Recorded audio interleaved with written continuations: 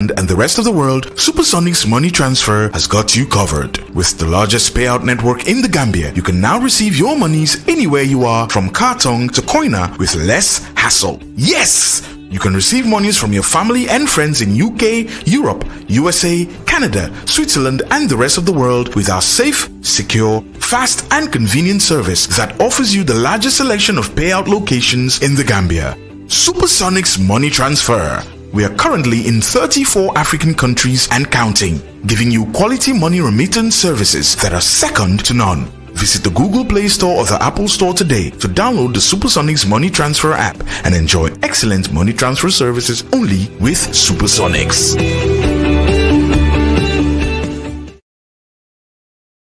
jërëjëf mbokk yi tey jii di fukki fan ak ñeent ci weeru février muy février yamook atum ñaari junneek ñaar fukk ak ñaar muy 2022 ñu ngi file Latrikunda Lower Basic School fas yéene si waxtaan seen principal bi li ko sabab nag xam ngeen ko mooy gis ngeen ne teachers yu bari ci réew mi dañ ne dañuy def li nga xam mooy dogaanu ñaxtu li nga xam ne mooy strike sit-in strike li ko sabab nag mooy dañ ne dafa am seen xaalis bu ñu leen war a fay te fayuñu leen ko muy Covid-19 allowances muy li nga xam ne rek mooy ci mbas mi am ay payoor yu leen nguur gi warloo woon te jaaree ko ci jëwriñ gi yor wàllu njàng mi te joxuñ leen ko ba tey mu ne yàgg na nag octobre la woon ba fi ñu toll nii tey di février loolu nag waral li nga xam ne mooy strike bi ndax gis ngeen bañ ñëwee tekkaral gi xew file ay benn ay ci ay élèves yuy jàng nga fi fekk ci classe yi kenn moom nekku fa ñoo xam ne ngir dañu jàng ci si tamit ñëwuñu waaye nag am nañ chance fekk fi ki nga xam ne mooy Mr Cissé di principal bi dinañ dem rek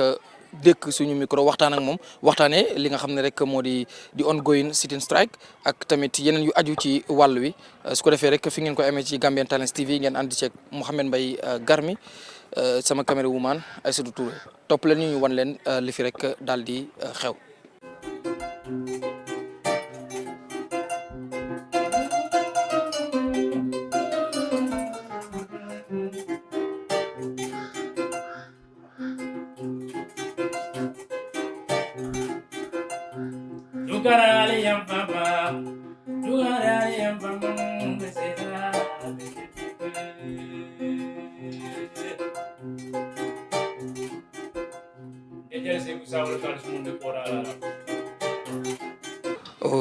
jaajëf yéen ñuy seetaan Gambian Talents TV tey nag ni ñu leen ko waxee rek ci bi ñu ubbi waxtaan bi li ñu tax ñu ñëw fi nga xam ne rek moo di Latrikunda School ñu ngi nag war a séq waxtaan ak principal bi dinañ waxtaan ak moom ci lu gàtt rek ci li nga xam ne moo nekk di xew jamono ji ndax yéen a ko gisandoor gis ngeen ne school bi ay benn xale ay ndongo yuy jàng ñoo fi nekk. gis ngeen classe yi tamit kenn nekku fa li ko sabab nag mooy ni ñu leen ko waxee rek mooy gars yi dañuy def li nga xam mooy dogaanu ñaxtu mooy dañu nekk di sit down on strike ne duñu rek daal di jàngale lu ko sabab nag mooy wàllu li nga xam ne rek moo di seen allowance ci li nga xam mooy Covid-19 muy mbas mi amoon moo waral lu nu mel su ko defee nag ñu waxtaan ak principal bi mu wax ñu su ko defee ban gis-gis la ci am ak lan la bëgg ngir rek comme saafara wala sax moom ci ban boor la ànd ndax dafa ànd si li nga xam ne mooy strike bi wala àndu ci loolu dinañ ko daal di rek déggee ci moom su ko defee yéen ñuy seetaan mister ñu ngi lay nuyu bu baax di la bàyyi nga nuyoog ñi nga xam ne ñu ngi lay seetaan fii si Gambian Talents TV su ko defee nga wax ñu tamit sa tur. ok bismillahi rahmaani rahim asalaamaaleykum maa ngi tudd Mr Tidiane Cissé Latrikunda bi annexé teacher waaw. tey gis nañ ñëw nañ fi gis ngeen Latrikunda heure bi boo fi mosaan ñëw da ngay fekk students yi teachers yi ñëpp ñu ngi fii di jàngale waaye gis nañ fi ñëwee ay benn lañ fi fekk ñu ci fekk sax ñu ngi leen gis ni ñu ngi nekk di fo waaye ci classe yi kenn nekku fa teachers yu bari sax fekkuñ leen fi ñu bëggoon xam rek lan moo sabab dëgg li nga xam ne mooy strike bi. waaw strike bi comme ni nga ko xamoon rek affaire yi suñu allowance la affaire yi Covid te lii dafa nekk loo xam ne dafa yàgg depuis first time boori octobre la mbir mi commencé so lii boobu la ñu ngi expect ne dañu war a am allowance bi te lii dafa nekk la ñëpp xamoon nañ ko So ñu toog ñëw ba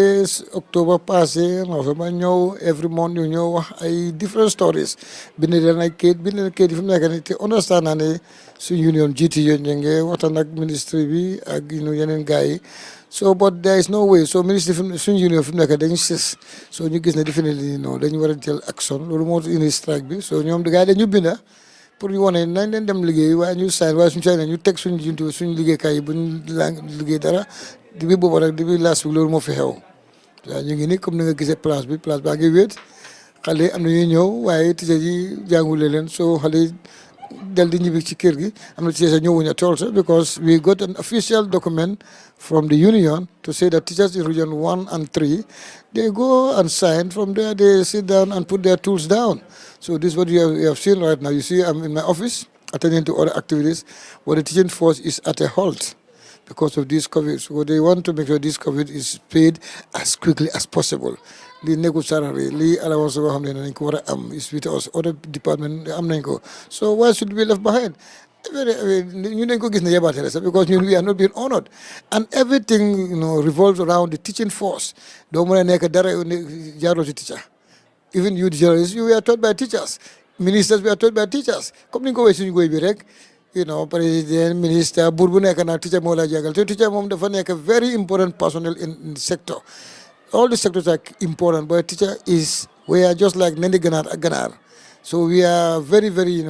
important people so when our allowance come waruñ ko delay dañ ko war a settle as quickly as possible te li ma gën a naxari sa tay sax mooy what is happening at the ministry I don't know because we cannot understand what is going on. ndax ministre bi yéen bind ngeen ko comme ni nga ko waxee bind ngeen ko lettre moom lan mooy tontom ci bi ngeen xam ne yëgal ngeen ko ni allowance bi nga xam ne yéen a ngi koy amal muy suñu Covid 19 allowance muy mbas mi nga xam ne ba mu ñëwee ñu ngi doon jéem a yéen tijjee yi def ngeen ci liggéey bu am solo mooy fexe ngeen ba di jàngal xale yi ak ni ngeen ko mën a organiser pour def ko muy allowance boo xam ne buñ leen amal la. bi ngeen bindee lettre ministre bi yëgal ko ne ko boo leen ñu fayul suñu allowance yi dinañ def li nga xam ne mooy toogaanu ñaxtu ñoom lan moo doon seen tontu. waaw ok side boobu man suma union ñoo ma doon represent foofu waaye li ma ondaal si ñoom dañ dem place yu bëri so many officers even there they even had a meeting with the secretary general so place bëri la gars yi dem wax dëgg I was not there to know what was the whole thing but am naa ne daal ñoom union bi ñoo ñu bind dañoo ne go on your sit down strike because these people are not very serious with your issues so dañ ciy gis ne they are not serious with us because teachers yi they have been very subservient for so many good years. But things are turning. I want the authorities to understand that nobody is sleeping now. We are all awakened and then we know our rights and we know our limits. So, guys, they spoke with all the authorities. It seems like if there is no headway, so more like they gave us the green light to go and sit down, sweep over. When people are aware of this, something has to happen, and I am very happy that something is getting on right because understand last Friday I'm not in school. You just am send allowance. Then you expect that they said before the end of the day we'll hear something. So we can forge ahead and go. What I want that we will just still be on our sit down strike until everything is settled down. We need our monies. Other people have to do that. Come you dañu wara solo dañu wara ni suñu xaliss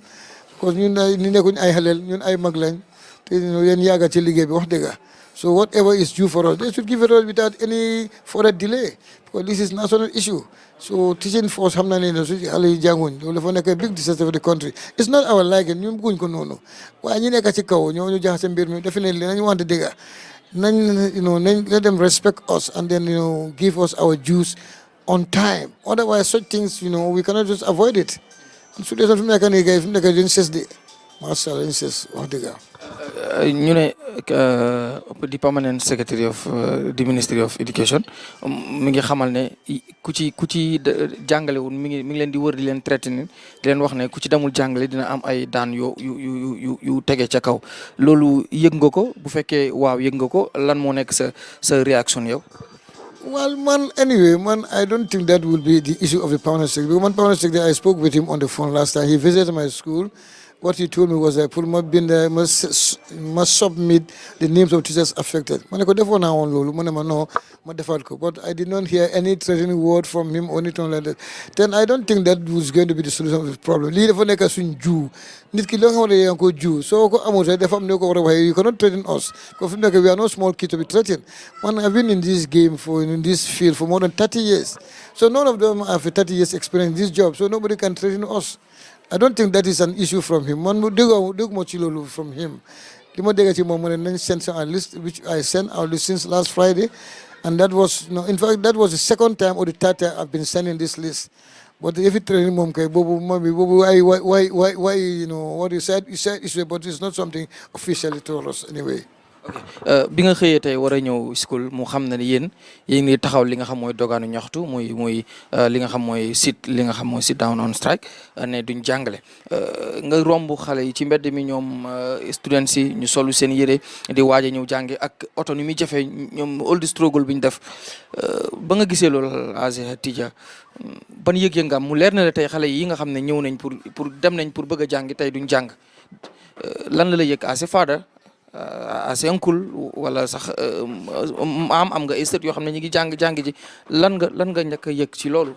suma yaram bi dafa daw definitely because as a teacher gis nga teacher dafa nekk ku baax teacher de moo dee am yërmande moo yërëm xale bi passé moom ci boppam because li ma gis xale yi nga ngi dem ci mbedd bi I was very shocked.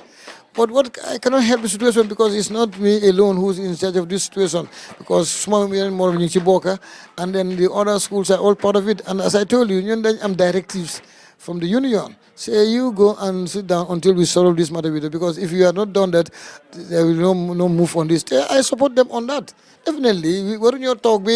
from October, November, December, January. We are now in February. So we have seen that there is no seriousness effort in solving this problem. No more than you take this action, but it's not our wish. We never are happy with this situation. But what the guy matter. So lii moo xew nu leen jaaxale war ñu have no choice government history yu mosoo def loolu waaye lii dafa nekk loo xam ne dañ gis ne there is no yërmande in the leadership of that those in charge of these funds for us. But if they have yërmande am nañ sympathy for us. It's our money, it's our juice. Let them give it to us. That's all. The game is over. I have a problem bi man blame why authorities I blame them for any other thing that may be falling on children and their parents and even the vendors. Because my school vendors have been calling me since then. I turn hale. When I cannot ascend that hale nenyo, what you did nenyo. You know hale am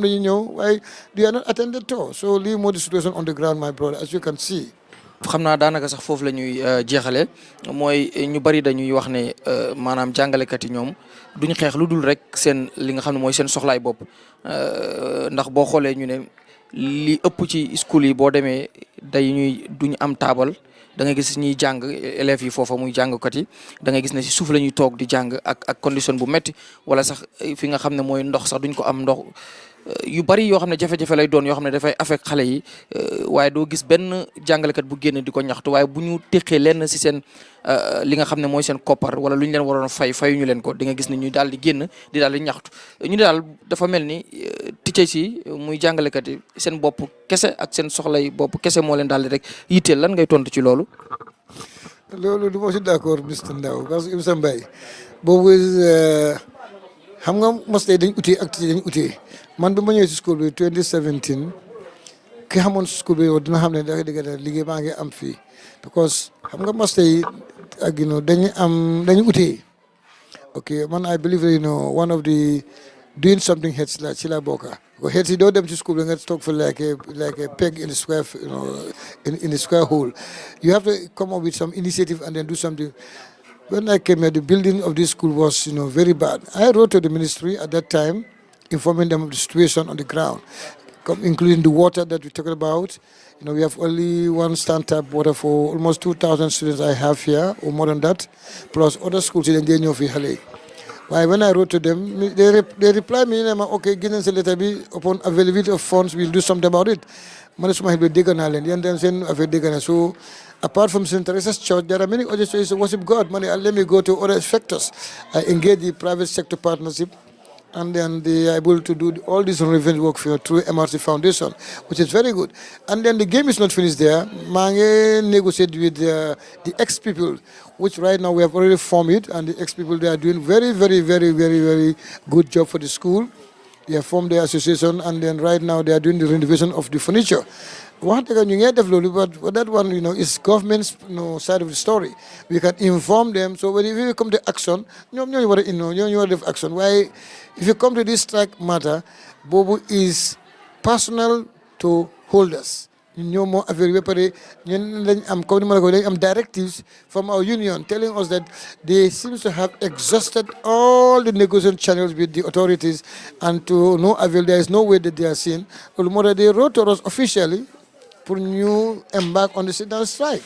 different from the other schools' general infrastructure. Ministry more delegate schools. If you have any issue, you as the head, you write to the ministry. So ministry is their responsibility to respond. So otherwise, you can do other efforts by mobilizing the community in the SMC association, which right now I'm doing. But for this strike, it's not that we are only interested in our own. No, we are doing everything for the school children.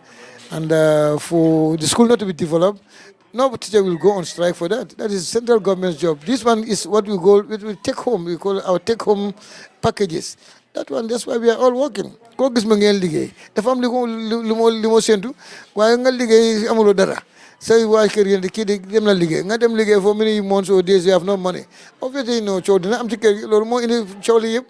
Why not that we don't have interest in our school? Mashallah, we are having interest in our school. We are doing everything possible. Why central government, they deposit schools, public schools.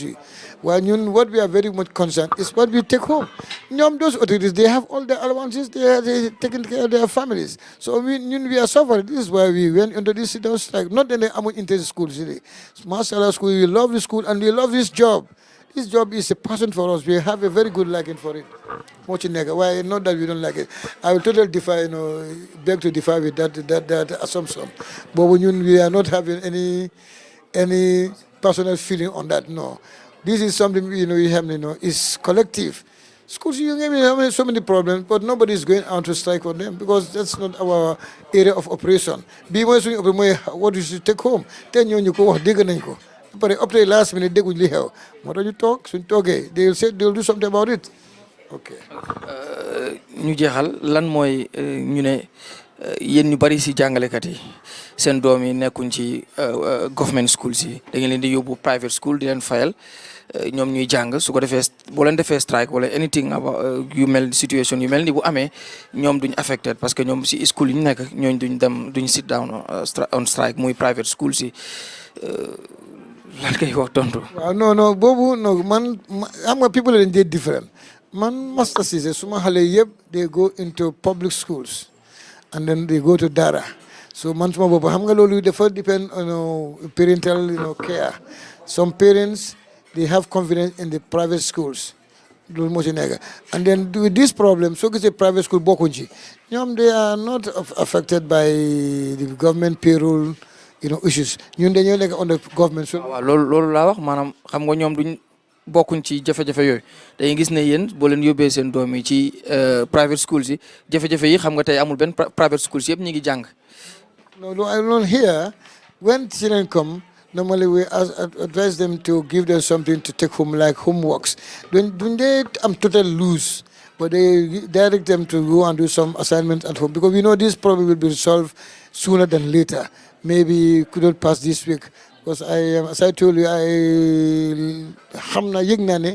they said our list was, arrived late Friday, which was half day, but maybe today being more the full day. Hopefully before the end of the day, by 4 o'clock, something will happen on that. So maybe by tomorrow, Tuesday or Wednesday latest, the matter will be resolved finally. That's my hope. But otherwise, the ball is in their courts now for them to act. lii du nga foog ne du affect tamit syllabus bi ndax xam nga am ngeen syllabus boo leen war a cover ñi war a more especially the grade 9s and the grade 12s ñi nga xam ne class of exams lañ nekk est-ce que tamit du affect the syllabus. Of course na ko affect boy su ko waxante dëgg na ko affect because gis nga every day am na li ñu jànga we have what we call 8 hours instructional period do you want to attain. Sometimes we go beyond that. So when you go beyond that, because most of the schools are beyond 900 and something hours. So maybe some reduction, but I'm sure at the end of the day we will not go below 880. Because 880 more the minimum, time that every school should attain at the end of the year, which I think we should attain because we are more than 800 hours. So with these few days, I don't think that will be a big issue. But what I will just advise some of the guys go to grade 9 is that they should stick to their books. The teachers are on the ground. If anybody who has issues there, come forward and ask your teachers. And then your parents should encourage you to do that. This is not the teacher's fault, it's not the children's fault. Let's speak the truth. The fault is from the authorities. Let us all know that this is not our making. Now, authorities, the face when others department, I'm not saying, I'm going to go, I think jungle kati. And are we useless guys? So we mustn't problem. You joke, you strike me. But this time that will not be a big deal. I don't think that will be a big loss there. Although I will advise them not to forget their books. As you can see, some of them are just going home with their books, but I always tell them don't forget your book. But the grade 9s, I think they are doing some private classes at home, and then some of our teachers are meeting them individually. So it will not be a total disaster. I hope it will be minimal. Yeah. Lan ngay wax mu nekk sa final word ñan nga koy wax di Minister of Education wala kan ngay wax about this situation ban message nga leen di wax su ko defee mu doon sa li nga xam mooy sa final word. Okay, my final word is to talk to the authorities from the highest height. Whoever has any power in this thing, would have something. Let them not sabotage these newly governments. The government is new and trying to fix itself. Let us just try to give them all the necessary support they needed. Otherwise, we are going to have a problem in our sector, and if the sector has a problem, that's not good for the nation. I'm being able to amu jangale kati. Su jangi si jehna de bobu musibala. So now our authority from the minister, permanent secretary, GTU, all the other relevant authorities, let them try to see eye to eye and solve this problem. This problem is not about Manko level government, Manko level no, but we at the end of the day we will know the individuals who are responsible because we will know the people who are in charge of this thing. Because, as I told you, the Deputy Secretary General communicated to us, telling us the whole thing that they have gone through. And then they met the Minister, they met the Permanent Secretary, they met the Secretary General, and then all those authorities. So, you have something as quickly as possible. I'm sure the politicians are not aware, perhaps, but those who are on the executive authorities, they should do something. Otherwise, they are not helping the politicians. They're making their job very difficult. So I don't want that. Lolo Mota, mashallah, Babel Mazan, you cherish him because he doesn't compromise. When things of didn't happen, those who are responsible, their heads will roll. Lolo Mota Degabi. You should not look at people's eyes and you masala things. Don't massage the truth. Hit the nail on the head and then otherwise such things will not going to be an end. Noonu yéen ñu siraan ba tey ñu daje fekk beneen soxna soo xam ne moom it day jaay niki Awa Wade moom it mi ngi tudd Tamara Kouyaté ñu fekk ko fi moom it fas yéene ko rek laaj moom it nan la dundee li nga xam ne rek moo di strike bi nga xam ne teacher yi ñu ngi koy amal te ñoom sax ñu bokk jaaykat waaye lu ëpp solo wala lu jiitu jaaykat bi mooy yaay la boo xam ne am na ay doom yu fiy jàngee wala yu jàngee feneen ñu laaj ko rek moom nan la ko gisee yaay boo nan nga gisee mbir mi. ñu ko kay mbele jaakalta kaatu ko nimmo mandinkol ko niye konkoto kumandi e kay nangana do morola aka koronto la buka buloku say nyin corona men tambita tenti ya sol ko e do ku ke jang ya kata man sakunda e fay mela kodo dila woni mbitema kabirin tenen fokana tuku bila karam man soto nyin karam bungoto adun tol dolu men ya lon ko be nyin na dimba albe karam la nyin karam bungoto jan tol man sembo soto bari tol men be man sakunda koma itol dingol wol bebe private tol leto woto nyin aben tol lel toraring serun grade 9 ol la kayto man betea ni nyina fanan karango na tati nyaate wota be karannal mu me be birin grade 12 folu mu 10 ol mu grade 9 ol mu 1 ol mu aye bele ma aye be tora dukara adam baro anala man sakunda ya kata bang yati ha sol la kodo jo kar ni man tika sol la kodo jo hanin tol fir lalu akan tol fanglu male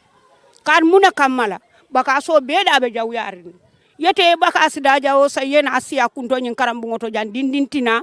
tical ye fam muta ye la chokol ni la penol muta ko te karandiro kala sai woto yalo wo bentol fana fir la be mala le de ebe ninga ya tabita sambano le ya dundi firjo kon ay siniya de da ya waf awo jari mo men ka soje ibuko murundi no firjo kon woto sai ntol be da ni rokela ala kan kila kan yemol ma ko ye tica sol la ko do dile ye murnan karam moto e dinol karandi kan ni man dinol karandi ñinal mun tol fana alla sama alfaldi bi ni aje tol be lo lañim pala asoto ala ta kola i fana karantal ni man kara ite keno laji basila nindi ni wala kara woni ninga katinya ite karan nola bayri molle nyanta londo di le men nyana londo di le ni wol bukana karam bondo sa ibe karan nola nyaadi le de wala soto ku moto de me alonda ku mayata de ni si tika solu jono ye jo ndanga wala soto jaajëf ni ki ñu leen ko waxee ba tey ñu ngi ci biir Latrikunda School ñu ñëw fekk fi Awa Wade di ab soxna soo xam ne moom day jaay ndekki xale yi moom it mu wax ñu rek gis-gisam ci li nga xam ne moo di dogaanu ñaxtu bi nga xam ne ticca yi ñu ngi koy amal ba waxtu bi ñoom sax seen jaay mi jarul waaye it lu jutu ci loolu ñoom it xam naa du ñàkk am nañ ay doom yu waroon ñëw jàng si te jàng ci Awa Wade noo ngi lay nuyu. waaw maa ngi leen di fay yéen ñëpp. naka nga gisee dogaanu ñaxtu bi maanaam ticca yi nga xam ne dafa am lu leen nguur gi war a fay ci ñoom li ñu wax fayu leen ko moo waral ñu toog seen kër ne duñ jàng yow it ngay jaaykat ñëw gis nañ ne jaayoo tegit taxi it yaay nga wala rakk nga wala mag nga sax nan nga dundee mbir mi. xanaa doon lu métti rek ndax man yaay laa si school bi am naa fi ay doom waaye bii naa mun a wax ne moo nekk 2 weeks si suñu doom yi nekkul di jàng te ñun ay baadoole lañ ñun amul dara lu suñu doom yi kon ku ñu jàppale suñu doom yi ñu jàng ñun loolu lañ bëgg lii moo nekk laas parce que lii amul mujj te nekk suñ doole moo ci toll ñu di ko def bés bu ñu amatuñ doole suñ doom leen yaakaar kon bu dente ne nguur gi ñoo war a jox ticca si seen yelleef nañ leen ko jox ñu mun ñoo jàppale dimbale suñu doom yi because am na lu fi xewoon jaar fi suñ doom yi jànguñu woon mu corona bi léegi dem nañ ba ne corona bi mu ngi si diggante jeex naa jeexagul lii tam ñoo xàppun suñ kaw waat suñ doom yi toog si kër gi ñu dimbale ñu su dente ne ñoom ñoo leen war a jox nañ leen jox luñ leen laa laaj ñu mun a delluwaat si school bi si jaama jàngal suñ doom yi ndig ñu ay baadoo lañ amul dara suñ doom yi lii nag moom nit ñu si mën a gën a dimbale rek si lu gën a nu mu gën a gaawee rek ñu jël parce que suñ doom yi nekk di taxawaalu si mbedd yi ñu teg ko fan jaaxal nañu de ñu ngeen ñaan nguur gi ngir yàlla ak yonent bi nañ jox seen ticca si lu ñu leen ay laaj xale ticca si delluwaat si school mu ne ticc xale yi ndig xale yi di taxawaalu nii si mbedd bi nii si marché yi si tali yi orut because xale yi génn nañ si am na ñoo xam ne bu jàng amul dañ lee ñibbi mais am na ñoo xam ne ñu ngi si biir marché bi di taxawaalu ñu ngi si mbedd bi di taxawaalu lu nekk mun na xew nga def sa doom nga sa school ba tel moto yi mun na leen a fel mun na am problème si marché bi lu ne mun nay xapun te dañ tàggoo jàng te fekkuñ fi jàng waaye ñibbi wuñ tamit seen kër yi kon nag nguur gi nañ jóg jàppale ñu suñ njaboot gi lañ am xale yii ñooy magi ëllëg ñoom suñ fi nekkatul xale yee fiy nekka kon nañ ñu jàppale ticca si lu ñu la laaj nañ leen ko jox ñu mën a delluwaat si school bi jàngal suñ doom yi ñun suñ doom yi rek lañ am su ma wax nag du si bari ndax su ma wax ba naka mënu ma wax waaye maa ngi leen a gërëm di leen sant ni ngeen xam te ne yéen tam ñëw ngeen pour bokk ak ñu naxar ji toogu leen kon yéen tam ñu ngi leen a sant di leen di gërëm rek su ngeen toogoon foofu ñoom duñ xam ñun waajur yi lañ moo ñu naxare ak lañ moo ñu métti lii nag loo ñu métti suñ doom yi luñ toog nekkuñ di jàng nekk na loo xam ne métti nañu ba si kanam yàlla te xamuñ fan fuñ koy joytal kon yéen ñu ngi leen a sant di leen di gërëm yéen ñi nga xam ne yéen a ñëw xool suñ naqar bokk ko ak ñun ñu ngi leen a sant yéen di leen di gërëm yéen moom si kaw si kanam rek. jërëjëf laa yem jaajëf mbokk yi ni ki niñ leen ko waxee woon rek ginnaaw ba ñu jógee fële ci Latrikunda Law Basic School di waxtaan ak Mr Cissé di principal dégg ngeen moom it li mu wax ci li nga xam ne rek moo di dogaanu ñaxtu bi nga xam ne moo nekk di am jamono ji nga xam ne jàngalekat yu bari ci gox yu fasantikoo yi ci réew mi nee nañ ñoo lànk ne du ñu jàngale li ko waral rek mooy fekk ki nga xam ne moo di Ministry of Education bi nga xam ne moo ŋànk njàng mi joxul leen li nga xam ne rek mooy seen payoor gi ñu leen yelloo ci mbas mi ba mu fi tàbbee muy li nga xam mooy Covid-19 allowances rek du ñu daal di rek jàngale ñu ñëw nag fi nga xam ne moo di Latrikunda Upper Basic bëggoon a séq waxtaan ak ki nga xam ne moo di principal waaye lim ñu wax rek mooy mënut a wax ak kenn du nangoo wax ak ñun loolu daal la ñu daal xamal nee na du nangoo wax ak ñun waaye tamit li ñu suñu liggéey sant rek ngir wan leen ni ñu ngi fi nga xam ne moo di Latrikunda Upper Basic School janook fi nga xam ne rek moo di principal office moom ngeen di gis noonu sama ginnaaw dem nañ fa nuyu ko waxtaan ak moom wax ko li ñu fi andi waaye daf ñu bañal li nga xam ne rek mooy interview nangul nañ ko it waaye it loolu lañ leen bëgg a xamal rek ni ñi ngi fi ñi ngi ci ginnaaw li ngeen di gis noonu mooy office am mbokk yi su ko defee rek dinañ wëy di leen wan li nga classe yi gis ngeen nu mu vidé benn student nekku fi ay benn ñoo fi ñëw te ñu nekk sax ci ron garab yi lañ toog ndax mënuñoo rek jàng waaye it students yi ni ñu leen ko waxee duñ ci mën a jël kenn ndax tamit xam ngeen ni ay ndaw lañ yuy daal di rek di jàng yoo xam ne ay ndaw leen yuy jàng yoo xam ne yu ci bari pour nga jël leen ci media dafa éthique daanaka du la ko may ndax dafa am sart yoo war a warloo moo tax duñ ci mën a jël kenn ngir rek mën a wax ak yow waaye lu ci mënti am rek ñi ngi fii ci Latrikunda Upper Basic ngir bëggoon leen wan wala siq ak waxtaan tamit principal bi nga xam ne moo nekk di head of this institution muy fi nga xam ne rek mooy di Upper Basic di leen fàttali ne Lower Basic bi moom siq nañ waxtaan ak ki nga xam ne mooy Mr Cissé bu ñu jógee fii rek nañ demaat Serekunda foofu tamit ñu ngi xamal ne am na ab dogaanu ñaxtu dem xool la fa xew fexe it bëgg waxtaan ak ki nga xam ne rek moo di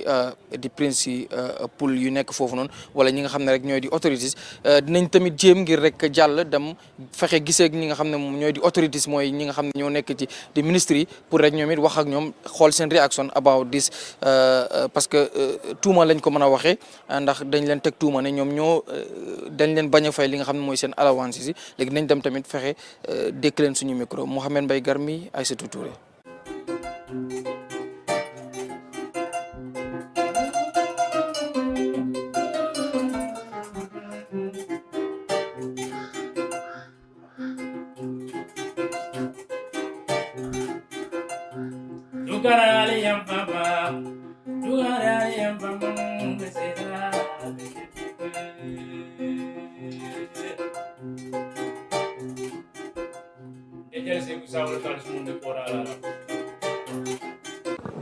jaajëf mbokk yi niki niñ leen ko waxee woon rek ginnaaw ba ñu jógee fi nga xam ne mooy Latrikunda Lower Basic School and then Upper siq ak ña fa nekk waxtaan ñu ngi fi nga xam ne moo di Serekunda Upper and Lower Basic School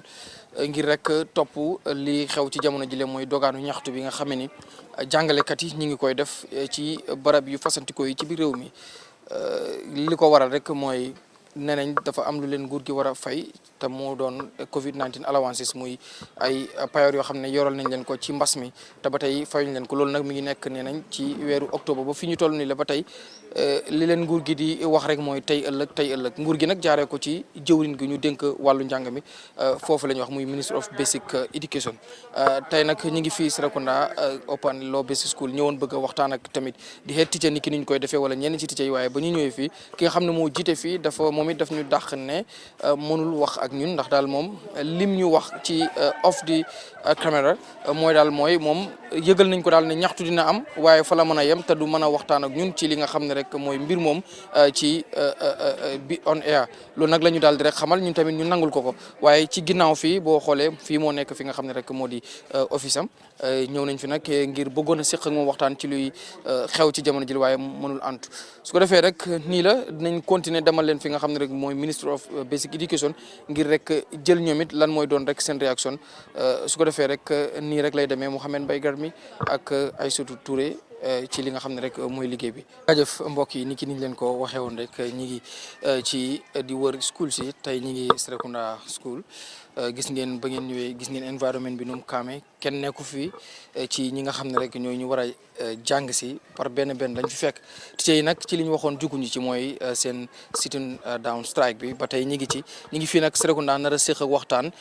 ci ñi nga xam ne ñooy teacher yi di nday mbili gi ci seen i bopp dinañ waxtaan ak ñoom ci li nga xam ne moo nekk di am di leen fàttali rek ne lu tax ñoom ñu ne duñu jàngale mooy dafa am allowance yu ñu leen war a fay ci wàllu Covid-19 allowance loolu lañ leen joxagul te ñi ngi wax ne nguur gi bu leen ko joxut njàng mi nga xam ne dakkal nañ ko jamono yi dañu koy wëy di dakkal fekk fayuñu leen ko su ko defee rek tungu ni du teew ñuy nataal ki nga am nañ fi ki nga xam ne mooy Mr Seydi su ko defee rek moom ñu laaj ko li nga xam ne rek mooy sababu li nga xam mooy sitting down strike bi Mr Seydi ñu ngi lay nuyu. Okay, let me say it in English, Okay.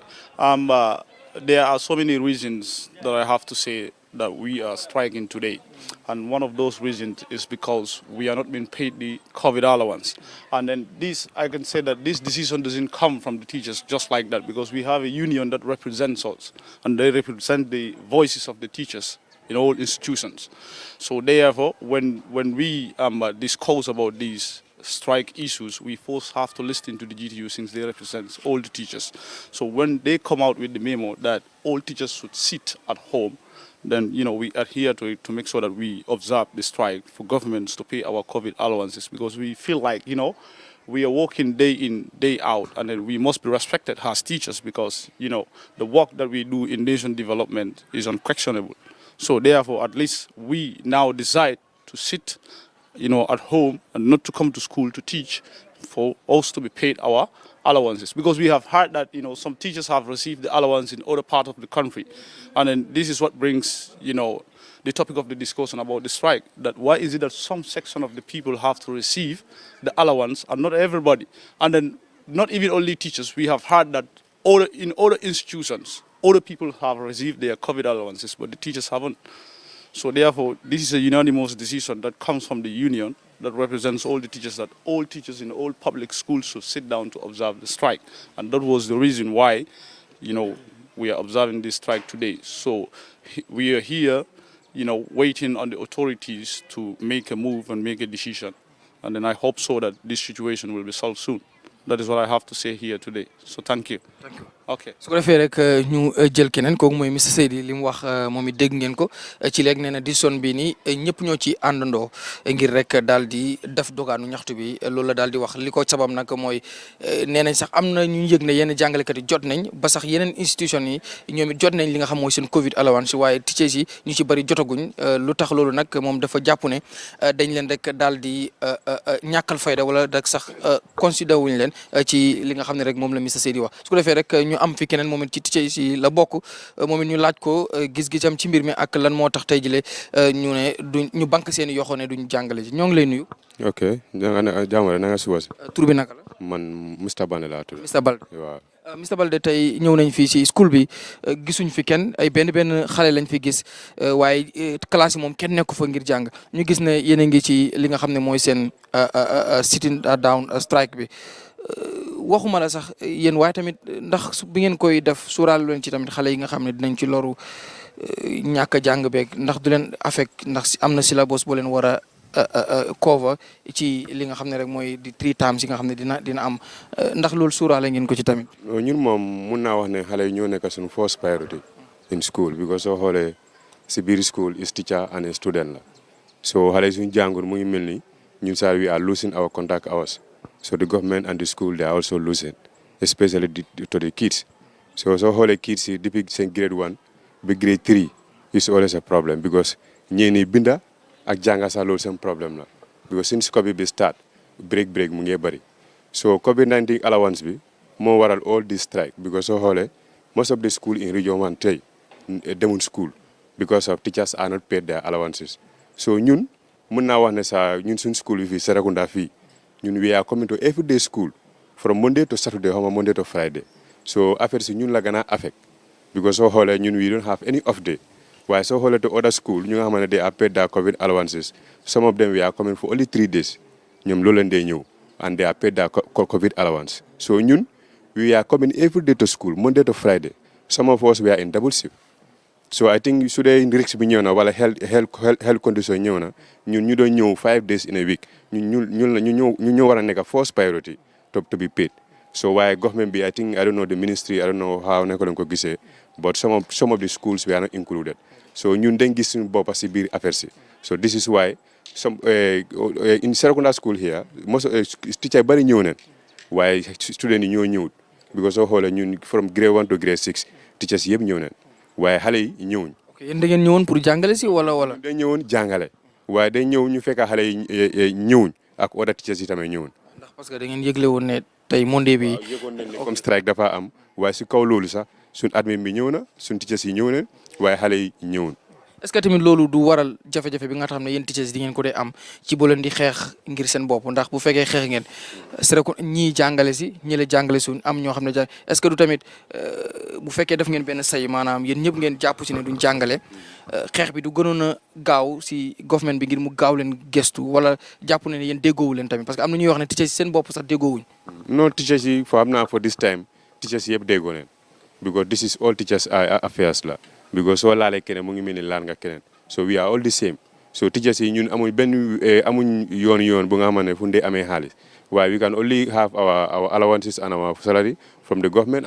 from our private classes. So today government be am na segregation come like they are paying other school, they are not paying other school. So most of the teachers then give some case be. So this is why for this time most of the teachers they are all united. So they are all protesting at the same time. So amun ne come like teachers yi ñoo tok ci gannaaw wala ñi ci kanam. So yep ñoo bokk ci dal because sun union bi moo ñu ko back. I think teachers union. Wow, the teachers union. So moo ñu back. So if the ministry or the government did not pay this to the teachers, so therefore ñoom dañ ñu ngi wax teachers yi yëpp ñu toog ba ñu xaar bu government bi su waxee then après ñu dellu ñu dem liggéey. bi ngeen ko dooree tey ba tey jotu leen benn call bu jógee si xëy na si forum di teachers union wala di ministre yi jotu leen benn information about strike bi ndax am na jéego yoo xam ne seen kilifa yi ñu ngi koy def ngir gis ne allowance boobu noonu fay nañ leen ko ngir ngeen mën a continuer jàng. démba maa ngi dégg comme like sun mother school bi fii some of them has received their allowances. waaye so waaye ñun nag ñun dégguma comme ñu bokk nañ si wala bokkuñ si waaye xam naa daal strike bi. So we are also part of them. Okay, we need to show solidarity because we are all teachers. So affaire si noonu la demee daal. tey lan ngay wax di ministry of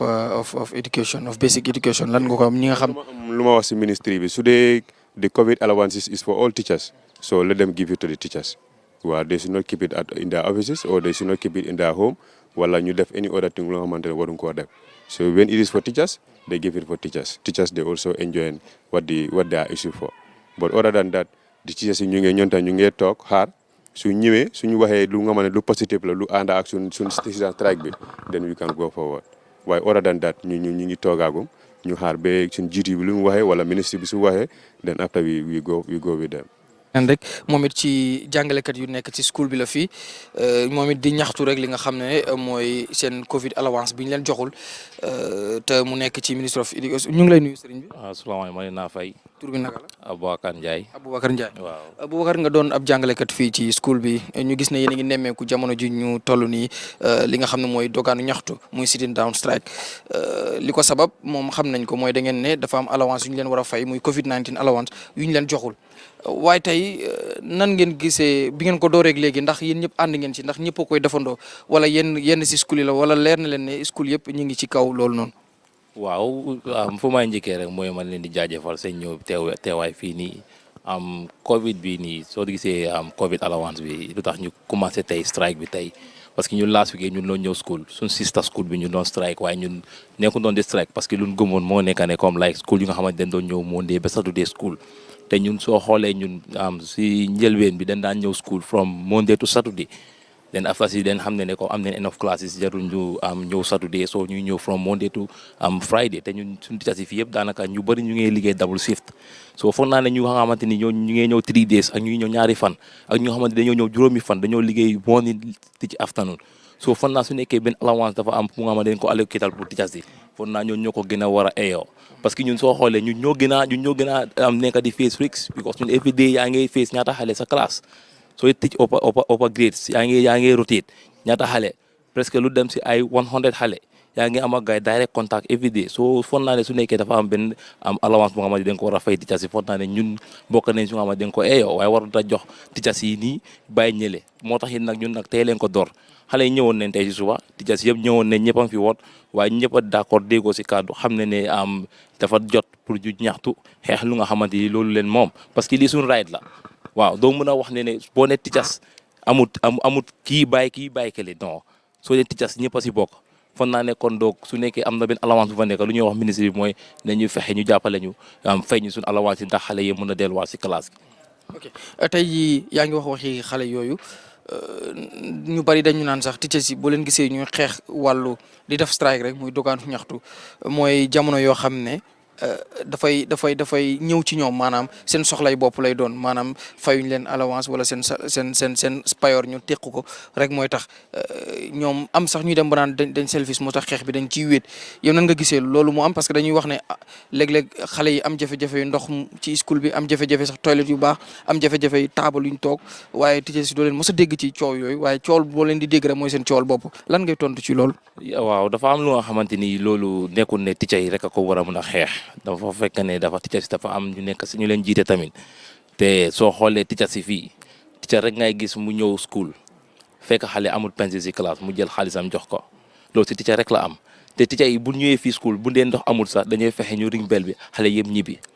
suñu amutee taabal sax suñu ko amutee sax dañuy fexe organise show nga xamante ni dañoo def fundraising nga dañoo try defar maintenance taabal yëpp ñu nga xamante ni ñu ngi ko fi war am waaye comme like teacher si amul benn teacher bu nga xamante ni comme self interest rek la moo toppa seen self interest non loolu amut si système bi teacher boo gis mu fight right am rek parce que fii yaakaar nañoo dégg noos yi health workers yi ñu ngi complain seen clean na si sax den fay den jox si covid allowance bi nii teacher yi rek ñoo yaakaar noppi dafa nit nag su demee ba puusu ba ses si maraaj gi foog mu voice out waaw foog mu wane meram loolu rek foog naa ne loolu mooy solution bi fu mu nekk right now léegi ñun dañu puus nag benn ses nag bëgg a wane ne teacher si nekkul fii am na ñeneen ñu fi nekk barki de moo njaay leen dog ni ngi seen allowance yi génne all civil servant allowance bi waaye benn teacher dégguloo benn teacher dox si ñaxtu soldat yi nga dégg ñu wax teacher si ñu ngi yaakaar noppi kon donc bii na foog naa bii sun rights la pour ñu génn fight ko waaye amul benn teacher bu nga xamante ni dafay topp selfish interest am rek loolu amut déedéet. ñan ñoo responsible pour jox leen seen allowance. waaw allowance bi am nga dañ ko read nga li mbiri nguur la. waaw léegi allowance bi digg naa ne ay release neen allowance bi so léegi moom ministre bi dafa des si ñoom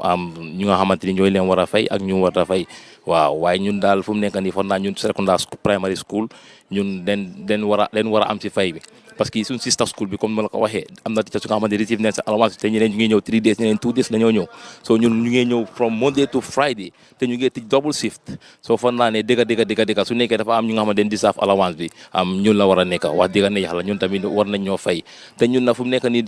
nii comme ni ma la ko waxee rek ñun fu mu nekk nii den def ne lu nekk yàgg na ñëw muñ di ñëw school di tëj bi ko ñun de waxoon sax ñu doon bokk si strike bi waaye den dem ba gis ne fi lii suñ right la foog ñu xeex ko kon doo nguur bi lu ngi koy wax moo nekk ne lu message bu nga ko yónnee moo nekk ne nañu fay suñ allowance yi xale yi mun a dellu classe ñu mun a continuer jàng ndaxte soo xoolee tey school bi fii gis nga benn xale nekkul fi waaw benn xale nekkul fi xale yëpp ñibbi neen te loolu baaxul si jàng bi waaw loolu la moo ko waral mooy lan ñoom ñu nekk si kaw duñ mun a am dara ñun ñu nekk si suuf fii nii toog fii nii di liggéey nekk si ground bi xam lu fa xew ne ak coono bu ñooy daj yëpp dañu fan naa luñ eeyoo dañ ñu ko war a fay waaw. ok lan mooy doon sa kàddu gu mujj lan ngay dénk di ministre yi lan ngay wax tamit yaay yi nga xam ne ñoom they are so concerned about this issue seen xale yi jàngi wuñ tey ñoom it ñi ngi amuñu fenn fuñ ko parce que ñu bari amuñu xaalis wala man doole yi fayal seen doom yi ñu dem private schools wala yeneen school yoo xam ne du public schools tey lan ngay wax government bi it ba pare ak ñooñu. waaw nguur bi moom lu may naa yónnee mooy ñun suñ xaalis yi leen soxla. kon naa ñun tamit dañu war a consider ñun Serekunda primary lower basic school because ñun ñu ngi ñëw from Monday to Friday comme ni ma la ko waxee woon ba pare ñu ngi tëj double shift so fan naa su nekkee dafa am kenn ku nga xamante ni war deserve na pour am allowance bi fan naa ne ñun moom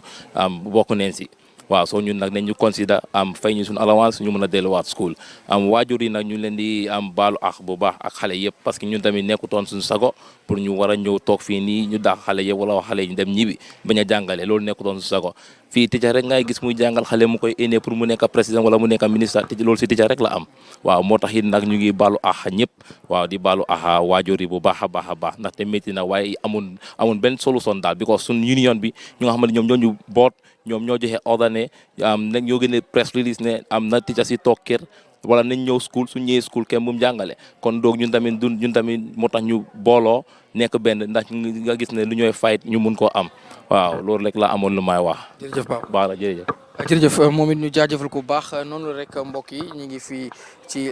Serekunda primary law basic school di rek taataan baatu ñi nga xam ne rek ñooy jàngalekat yi jamono ji ñuy toog li nga xam ne mooy doogaanu ñaxtu muy rek sitting down strike lu ko sabab rek mooy wàllu payoor gi ñu leen war a pay ci li nga xam ne moo di seen payooruk mbas muy Covid 19 allowances nee na ñoom jotuñ looloo sabab daal seen kilifa yi nga xam ne ñoo leen jiite di Gambia Teachers Union digal leen rek ñoom it bu ñu rek daal di jàngale fekk jotuñu loola. kon mbokk yi dinañ leen rek daal di demal fi nga xam ne mooy Ministry of Basic Education ngir rek jéem a séq ak waxtaan seen PRO bi ba xam moom it lan lay tontu ci li nga xam ne mooy allegation ci nga xam ne teachers yi def nañ ko muy about li ñu wax ne dañ leen bañ a fay li nga xam ne mooy Covid 19 allowances te am na ñu bari ñoo xam ne fay nañ leen te ñoom fayuñu leen su ko defee rek dinañ fa jéem a dem wax ak ñoom lu ci mënti am rek di ngeen ko seetaan fii ci Gambian Talents TV Mohamed Mbaye Garmi ak Aïssatou Touré yaa ngeen jëf. jaajëf mbokk yi ni ki niñ leen ko waxee woon ginnaaw bañ jógee ci school si ngir rek nemmeeku dogaanu ñaxtu bi nga xam ne jàngalekat yi ñu ngi koy amal ci jamono jile ci school yu bëri yu nekk ci gox yu fasantikoo yi ci réew mi gis ngeen waxtaan wi nga xam ne séq nañ ko ak ñoom ak i teachers yi li ñu wax ci li nga xam ne mooy seen Covid 19 allowances biñ leen rek fayul moo sabab li nga xam ne moo di dogaanu ñaxtu bi le waaye ci biir loolu dañ leen waxoon ne dinañ ñëw ci Ministry of Basic Education ngir rek waxtaan ak permanent secretary bi ci about lii xew moom it dinañ fexe rek waxtaan ak moom fii nii ci li nga xam ne rek mooy mbir mi dinañ dugg gis ko waxtaan ak moom ci mbir mi ni ñu leen koy waxee rek Gambian Talents TV dafay balance the information fu ci nekk rek la fa war ñu daal di koy def ci la nga xam ne rek mooy ci nit ñu ko jàngalee jàngeen jëf topp leen ma daal di gisee ki nga xam ne mooy di permanent secretary jaajëf mbokk yi ni ki niñ leen ko waxee rek fii ci Gambian Talents TV tey ñu xëy gis nga doogaanu ñaxtu bi nga xam ne teachers yi ñu ngi ko doon def ñu dem foofu nag séq ak waxtaan ay teachers ak i sax ñi nga xam ne ay head teachers lañ waxtaan ak ñoom ci li nga xam ne mooy doogaanu ñaxtu bi waaye ñoom li ñu ci wax rek mooy seen allowance yi nga xam ne nekkuñ di leen ko fay muy Covid 19 allowance bi fi mbas mi tàbbee loolu rek lañ daal di wax muy ay tuuma lañ ko mën a jàppee moo tax daal doxuñu. ñu nag bi ñu waxtaan ak ñoom ba noppi ñu ne faaw ñu gis tamit ki nga xam ne moo di permanent secretary waxtaan ak moom lan la gis ci li nga xam ne mooy tuuma yooyu nga xam ne ñoom teg nañ ko ci ndoddu ministre bi ne nangu leen a fay li nga xam ne mooy seen allowance yi loolu moo tax ñoom it duñ jàngale su ko defee ñu séq ak ki nga xam ne moo di permanent secretary bi ay laaj su ko defee ñëpp mën ci daal rek déglu daal di rek buy saafara mën a am tamit saafara mën a am ci boor bu mu ci mëntu doone honorable ñu ngi lay nuyu. maa ngi leen a fay. tur bi naka la. suma tur Louis Moses Mendy. Mr Mendy gis nañ ne ci interview yu ñu jot a def yëpp ñu ci bari tudd nañ ci sa tur am na sax ku ci wax ne yéen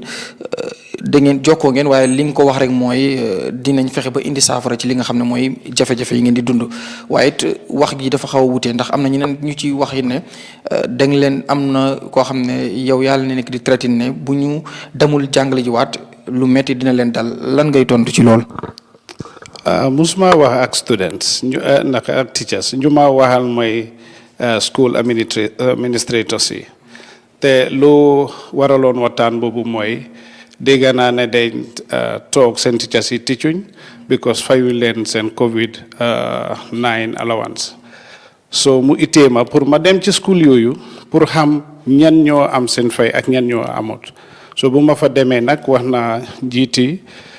schools yooyu pour ñu yónni ma liste boo xam ne dina wone ne ñii ñoo jot a am seen fay ak ñii lañ fayangut te am naa emails ci from those schools pour wone ne ñii ñoo liggéeyoon waaye bañ tey jotuñ seen lii nii te loolu last week Wednesday la woon mun naa la wane by Friday last week jot nañ seen fay so accusation bi pour wax ne dama dem di leen threaten loolu amut because waxuma ak any teacher so xama fa lañ ko amee ba pare ñun duñ threaten ñun ñoo leen promise ne dinañ leen fay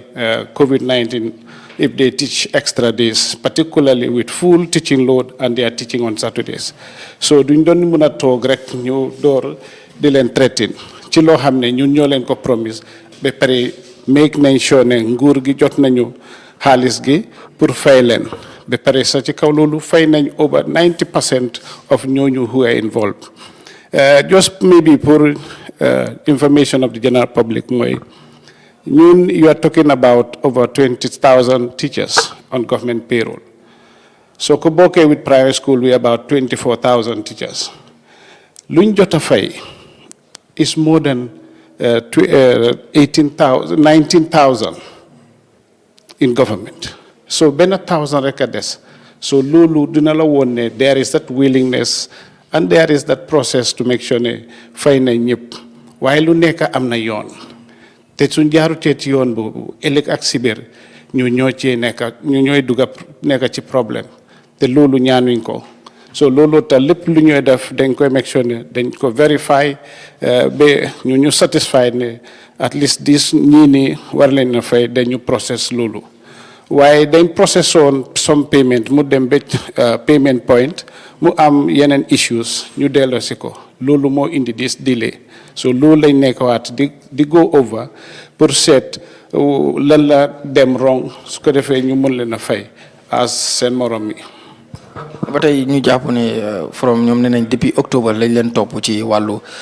Covid 19 allowance bi ba tey ji am na ñoo xam ne ñu sax ñu ne mbiru pay gi ngay wax ñoom nangu nañ ne sax am na ñu jot a jot waaye dañ leen ni ngeen ko doon fayee dafa nekk loo xam ne comme da ngeen select ñi ngeen di jox ak ñi ngeen joxul parce que nee nañ am na ñoo xam ne dañu doon jàngale juróomi fan wala juróom benn fan sax ci bis bi am ñoo xam ne ñetti fan wala ñaar sax la ñuy jàngale ñi doon jàngale ñaar wala ñetti jot nañ waaye ñoom ñi nga xam ne ñoo daan gën a jàngale ñu ci bari jotuñ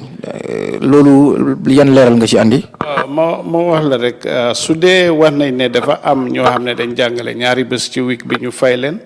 ak ñu jàngale 6 days fayu leen den loolu dafa miin ne ñu fay noonu pour ñu jàngale ñaari bés ñu fay leen normalement waruñoo am fay bi because fay bi nekkul teacher bu nekk moo ko war a am fay bi dañ koy indi pour ñoo xam ne dañ war a teach the whole 6 days in the week because of COVID so yow sooy ñëwee ci week bi ñaari bés di teach when you were supposed to teach 5 days kon ñu su dee dañ la fay loolu waruñ la koon a fay te façon yooyu lañ dee nekk di verify pour ensure ne ñun luñ jot from the regions and from the schools dañ koy verify to make sure ne is correct and is accurate ba lañ koy forward because ñun tamit we are accountable these are public funds moomu ma ko ministry bi moomu ko ñun ñëpp a ko moom as a country ñun we are only here to manage them so dañ koy make sure ne we do it in the best interest of the public waaw so loolu amul duñ dee taana kan la ñoo fay ak like I said ñun we have over 24,000 teachers across the country ba njëriñ la ñooy jox pour ñu dem taana out of this lot fay ñi bàyyi ñi amuñ bokka yooyu so taana is out of it there are process la rek ak nu ñoo ñëwee noonu lañ leen a processé so su dee unfortunately yow da nga bokk ci boo xam ne dafa ñëw mu am issues naturally doo am sa fay waaye du question it taana antu ak fay ak bañ a fay déedéet ñun du ñu def loolu. ñoom ñu ngi ci doogaanu ñaxte bi maanaam sitting down strike ñu bari jàngale wuñ dem nañ ci school yu ci bari fu ci mel ni Latrikunda upper and lower basic dem nañ fu ci mel ni Serekunda upper and lower basic yu ci bari students yi nekkuñu fa sax teachers yi ñëwuñ tey lan nga yëg waxuma la sax as di permanent secretary but as a father xale yu amoon yéene ñëw jànge si ak di struggle bu ñu dee def ci trafic bi yëpp ngir ñëw ak ni oto di ñàkkee ñu fexe jéem yëpp ba ñëw waaye ñëw all along fekk seen teachers yi ñëwuñ yow loolu ban réaction nga ci am. naturally su dee danga ma xam o da nga nekk ak ku ma xam war nga gis ci suma xar kanam I'm not the least happy I was a student te xam naa what it means te lépp lu may yëngu ak lépp lu ñoo yëngu fii ci ministry bi is all about teaching and learning so loolu su amutee to say the least none of us is happy and will be happy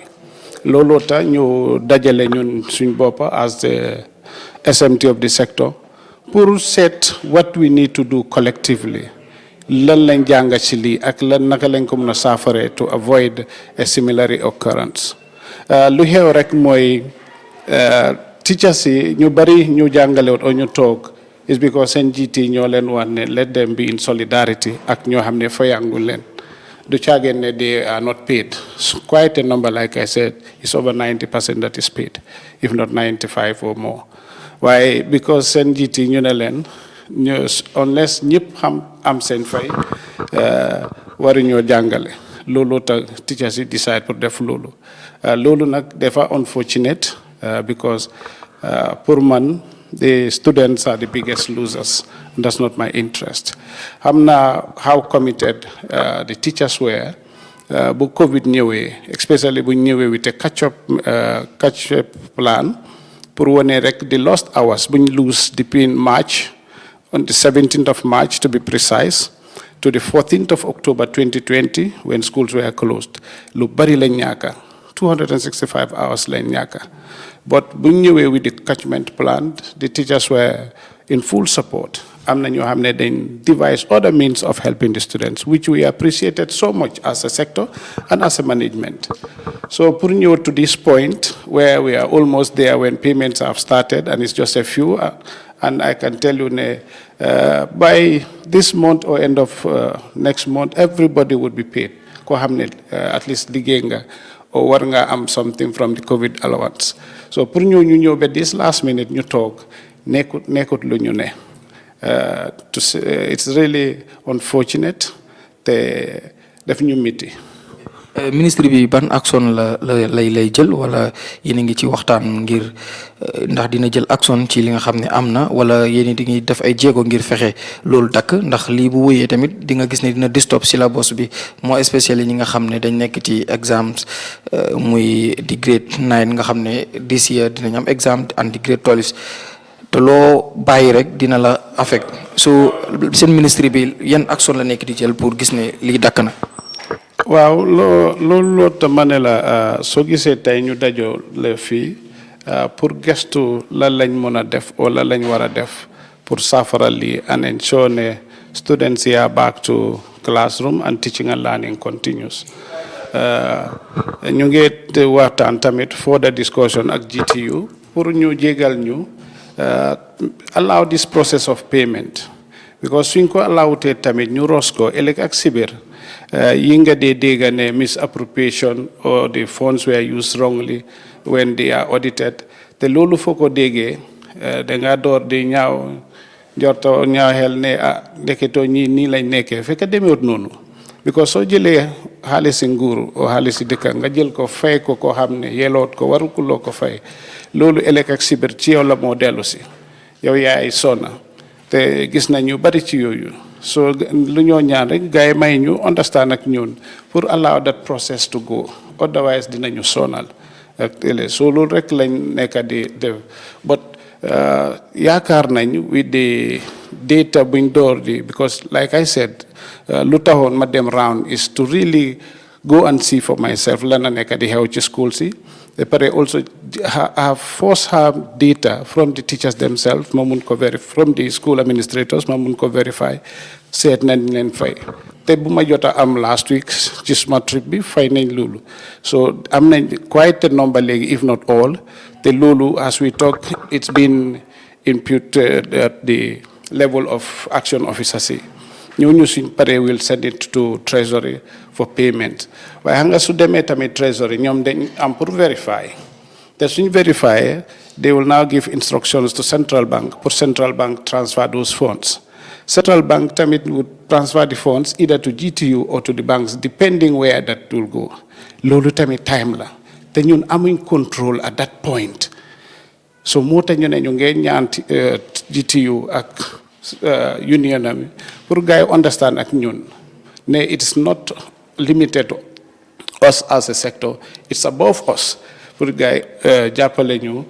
get the students back to school so that teaching and learning could resume. That's what we're doing so far and that's why everybody is here as you can see from all the regions.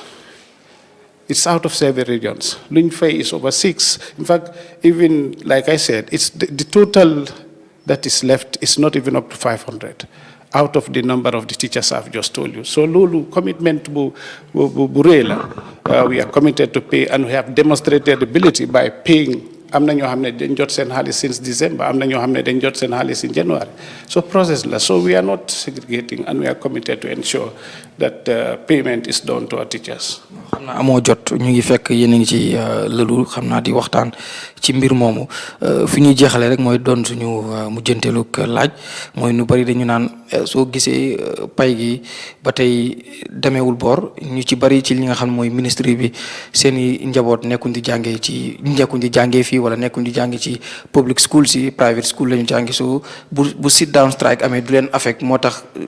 action bu ci war duñ ko dee mën a def fekk damul ba am rek duñ indi saafara loolu lan nga ciy tontu. loolu mun naa am waaye foog ma ko because ñu bari ci suma morom yi xam naa fu seen doom yi di dem ba pare rek ma wax la even teachers yoo xam ne ñu ngi toog seen doom yi ñu ngi public schools So nekkut ne like it's because ne ñun suñ doom yi nekkuñ in public schools loolu tañ koy worry. No, we are concerned like I said. Am na yoo xam ne duñ ko wax but from this going on yu bari la ñu wécce ko ci suñ doxin like ñun we always take full responsibility ak nu munti mel because loolu mooy suñ liggéey waaye question ni public school or private schools I can tell you most of my colleagues if not all man how ma ñu am private schools am seen doom in private schools these are government or public schools or grant aided schools foofu la suñ doom yi nekk and each day that they don't go to school we are affected and like I said teachers yoo xam ne ñoom seen boppa ñu ngi toog doing the sit down strike they have their children in public schools in these schools. So it's not because we are not bothered, no. It's just because ñoom as a union, they want to exercise a union rights. As you know, it's done everywhere in the world. Why we thought we could have had a better understanding or approach to this than Numdemeni. So in short, that's not the reason the loolu amut. Lan mooy nekk sa final word. Suma final word rek as I always say dama den tey rek di ñaan suma collègue teachers yi particularly seen GTO pour ñu give this a second thought nit soo amee digga am na point boo xam ne su la nit ñaanee war nga consider it pour look at that because doomi xale yi yoo xam ne ñu ngi toog kenn xamut lu ñoo doon ëllëg ñii dinañu njëriñ in different ways waaye su dee prepare leen well dinañu affect as a country te ñun we are only interested in the teaching and learning of our students. That's all we are interested. Te maa ngi leen a ñaan rek let's put our grievances or tools down. ñu dellu to the classroom for the interest of the students. The students should be supreme. ñoom lañ war a jiital lépp ci lu ñu def. And then you des we can talk about it and address because it will be paid. Like I said, we cannot pay a group and leave the other. So it's obvious and it's a must that they will be paid. So they should exercise that patience with us. So loolu rek la am pour ñaan leen that they forget about what they are doing and go back to the classroom to teach the children. Jërëjëf. Jërëjëf. jaajëf nii la mbokk yi noo ngi leen di siyaare bu baax defe naa ne tey gis ngeen li ñu leen amal ginnaaw doogaanu ñaxtu bi nga xam ne jàngalekat yi noo ngi koy def ngir rek nee nañ dañ leen bañ a fay seen allowance Covid 19 allowance moo tax ñoom it ñu daal di toog ne duñu rek daal di jàng dégg ngeen jàngalekat yi ñoom it li ñu wax ak ñenn ci ñi nga xam ne ñooy njiitu jàngalekat yi tamit dégg ngeen li ñu daal di wax gis ngeen tamit school yi students yi am nañu ñëw waaye jàng rek amu fa. tey nag ñu ñëwoon fi nga xam ne moo di Minister of Basic Education gis ngeen ñu jàkkaarloo ki nga xam ne mooy di secretary general mooy di permanent secretary di ki nga xam ne rek mooy Mr Mendy gis ngeen moom it waxtaan nañu moom dàq na moom it yu bari ci seen wax waaye it nangu ne liggéey di wax ci wàllu allowance am na waaye boo xoolee neneen 20,000 teachers lañ war a fay li nga xam moo nekk di si li nga xam mooy payroll bi teachers payroll waaye fay nañ lu toll ci 19,000 ci according to the permanent secretary mu des rek li nga xam ne moo di 1,000 te boo gisee ba tey sax ñu nekk ci di dañ bañ mu am benn jafe-jafe moo tax ñu bëgg vérifier li nga xam ne rek mooy këyit yi ba mu leer nañ su ko defee fay yi ñu war a fay yëpp ñu jaarale ko ci yoon su ko defee ku ci nekk la nga war a jot nga daal di koy rek jot ndax nee na nekkul ñëpp a war a jot am na ñu war a jot am na ñoo xam ne allowance yi ñoom taxul mu ñu jug ndaxte ñi doon liggéey ñaari fan ci bés bi ci ayu bés bi bokkuñu si ñi nga xam ne dañ doon liggéey lu ëpp loolu ñoom ñoo war a jot su ko defee nag jafe-jafe yooyu lay bañ mu am moo tax ñu bëgg a jël seen time waaye moom nee na mi ngi ñaan ñi nga xam ne ñoo di Gambia Teachers Union ñu daal di rek wàcc ngir rek continuer waat liggéey bi may leen tuuti ñoom ñu daal di rek yëgali li nga xam ne moo di process bi su ko defee ñoom ñu continuer liggéey bi ngir rek pay gi teachers yëpp mën ci rek daal di rek jot loolu rek la ki nga xam mooy Mr Mendy di permanent secretary of the Ministry of Basic Education daal di rek xamle su ko defee nag lii samay kàddu la maa ngi ñaan ñaari boor yëpp ndaxte ci jàngalekat yi ak ñi nga xam ne tamit ñooy si ministre bi ñu fexe rek nu mu gën a gaawee ngir rek jàppale xale yi nga xam ne ñu ngi toog jàngewuñu te ci lii la seen yaay yaakaar ngir rek ñu indi saafara ci teachers yi nañ woyofal mbir mi waaye tamit Ministry of Basic Education di ki nga xam ne mooy honorable minister ak secretary bi nañ fexe rek def everything possible ngir gis ne allowance yooyu fay nañ ko teachers yi ngir ñu mën a continuer li nga xam ne moo di njàngale mi lii rek lañ leen amaloon tey jilee ci bis bi Gambian Talents TV Mohamed Mbaye Garmi ànd ak caméra woman Aïssatou Touré jàngeen jëf dig leen daje beneen bu ci yàlla àndee buri mucc ak muccule saa borom am na ko yàlla na ko def ci yéen jàngeen jëf. guluje yimɓe ka hoore leydi woni ko ƴetti ndu pikiiɗo coronavirus noon ko goonga annda ɓale annda dane annda paykum annda mawɗo wari africains ɓe boyi ka hoore leydi sabu noon ala lekki kono kibaruji welɗi ɗin woni ndu heeɓi haray pikiiro